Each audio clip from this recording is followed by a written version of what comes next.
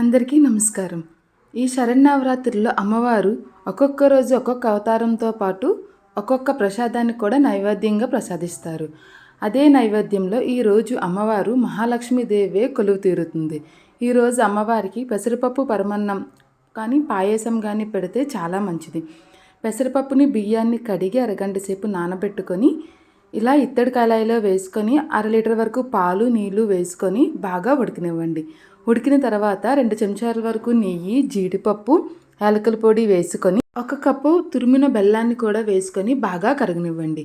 బెల్లం అనేది బాగా కరిగిన తర్వాత చిటికెడంటే చిటికెడే పచ్చకర్పూరం, అలాగే చిటికెడు ఉప్పు వేసుకొని 1/2 కప్పు వరకు నెయ్యిని వేసుకొని బాగా కలుపుకోండి.